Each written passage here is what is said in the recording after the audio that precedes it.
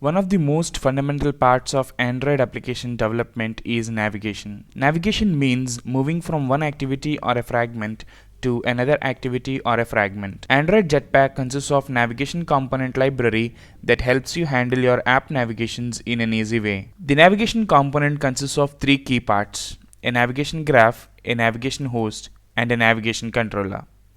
We will talk about these three key parts later in the video.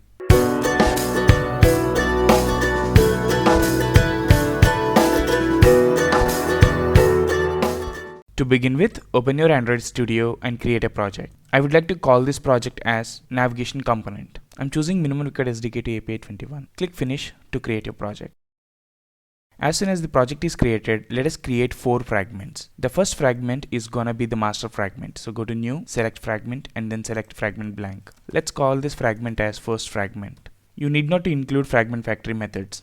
Click Finish. On the XML file, which is generated recently, along with the creation of first fragment.java, change the root view group to linear layout and set its orientation to vertical. Now remove the text view, which is of no use enough, and let's place 3 buttons. So a button with width that matches the parent and height that wraps the content, and in the same way I need another 2 buttons.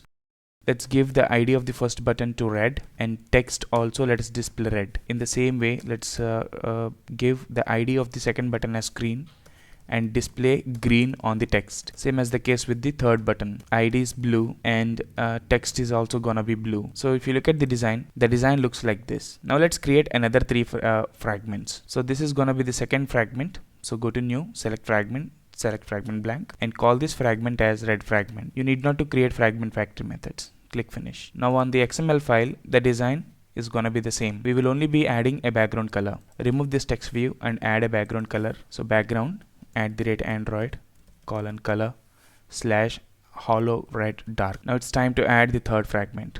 Go to New, select Fragment, and choose Fragment Blank. I'm gonna call this fragment as green fragment. You need not to include fragment factory methods. On the XML part, all you need to do is change the background. So remove this text view and change the background color of this fragment to green. So @Android color and choose hollow green dark. It's time to create the last fragment.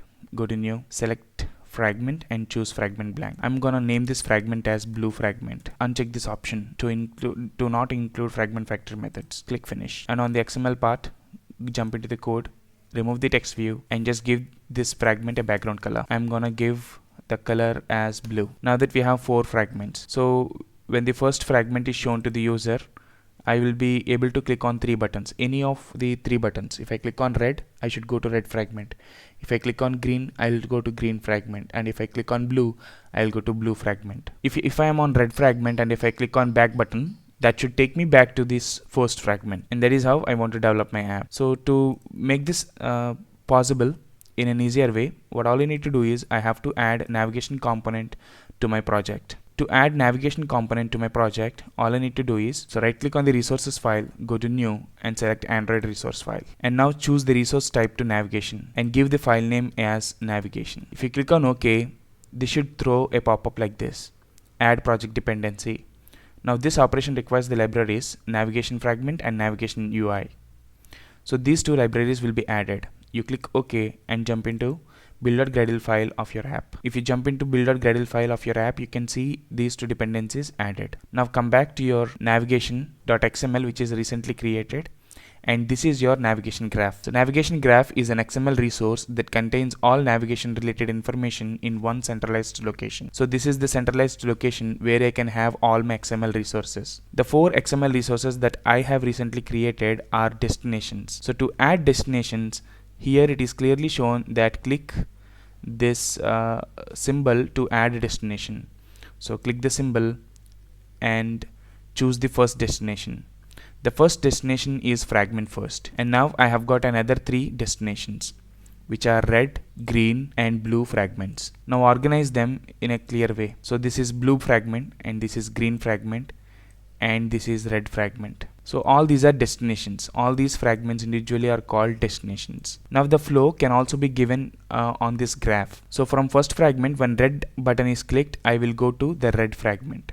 Connect this red fragment with the first fragment. In the same way, when green button is clicked, I will go to the green fragment, and if the blue button is clicked, I will go to the blue fragment. All these arrow marks are called actions, and these actions will have IDs that are generated automatically. Suppose if you select an action and see the attributes, you can see the ID of this action. In the same way, all other arrow marks which are actions will have an ID like this. Now this is XML code related to the graphical design that we have made. Now we are going to add a navigation host. To add a navigation host, go to your main activity. So activity underscore main.xml. So this is the place where we will add our navigation host. So by default we will have hello world. Let us remove it, and now let us add a navigation host. Since we are hosting the fragments on this navigation host, we will be using nav host fragment. Basically, nav host is an empty container that displays destinations from your navigation graph. We have 4 destinations on the navigation graph, and based on the user interaction, we are supposed to display the appropriate destination. For that, we need a host, and that is called nav host. So to add a nav host, all we need to do is jump into containers and scroll down a little bit. Now you will find a component called nav host fragment. Drag it and drop it on the screen. As soon as you drop it on the screen, we will get a pop-up, and from this pop-up, as we already have added the navigation graph, you choose the navigation graph.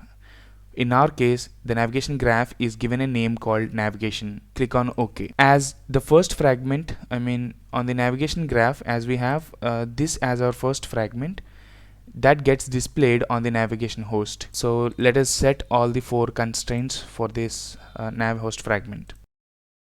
Now on the first fragment.java, let's replace this return statement with a view object. So I'll create a view object called view, and then finally I'm gonna return view. Between this, our actual logic goes in. We have 3 buttons. So button red, on top of the view object, call find view by ID and connect the red button to this red object. Now when red button is clicked, set on click listener, new on click listener. So we'll write some logic here, our navigation logic.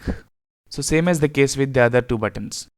So when red button is clicked, we will take the help of the navigation controller, which is an object that manages app navigation within a nav host. So to find the navigation controller, all we need to do is call this navigation class, and on top of it we have a method called find navigation controller. For this, we are supposed to pass the view object, and again on top of it we can call navigate method, for which we can give the ID of the action. So the ID of the action should be action first fragment to red fragment. So the same kind of a logic applies to all other fragments. So if green button is pressed, we will call navigation class, and on top of it we will call find nav controller method, for which we will be passing the view object, and on top of it we will call navigate. And for this navigate, we are supposed to give the ID of the action. So the ID of the action is first fragment to green fragment. Same as the case with the third button, which is blue. Navigation dot find nav controller, pass view object, and on top of it call navigate. Now r.id navigation first fragment to blue fragment. So these actions are generated while we are creating the actions on navigation graph, which we have seen already. Yes, we are all set to go. Now we can run the app and see the output. I've got 3 buttons. If I click on red, it takes me to the red fragment, and if I click on back, it gets me to the first fragment. If I click on green, it takes me to the respective screen, and if I click on blue, it takes me to another blue screen. Now if you observe, the back button behavior is handled. The back button, when it is pressed, it is taking me to the previous fragment, then destroying this activity. So if you see the behavior of the back button, it is handled properly with the navigation component. And there are a lot of things that we can do with the navigation component, not just this. So to explore more on this navigation components, the links for the official documentations are given in the description. So that's all for the video. Thank you so much for watching.